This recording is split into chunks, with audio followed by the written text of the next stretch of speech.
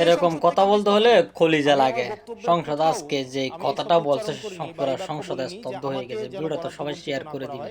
আমি সেটি বলেছি যে আমার এলাকার মানুষকে যেন কোনোভাবে আমার বক্তব্যের কারণে আমার এলাকার মানুষকে যেন বঞ্চিত না করা হয়। আবুল হাসনাত আব্দুল্লাহর একটি প্রসঙ্গ যে আলাপটি তিনি করেছেন সেটি হলো বাজেটে এবার তাকে আটকে দেয়া হবে কিনা।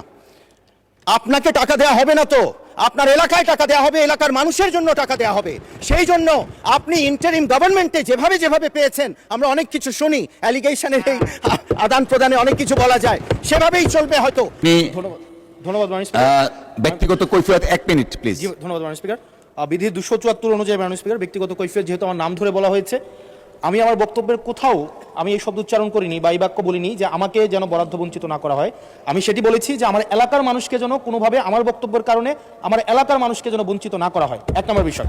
2 নম্বর বিষয় মাননীয় স্পিকার, আজকেও এই সংসদে আমরা দেখেছি যে জুলাই সংশ্লিষ্ট কিছু আমাদেরকে মিন করে একটা কথা বলা হয়েছে যে আমরা আগে রিকশায় চড়তাম, এখন আমরা গাড়িতে চড়ি।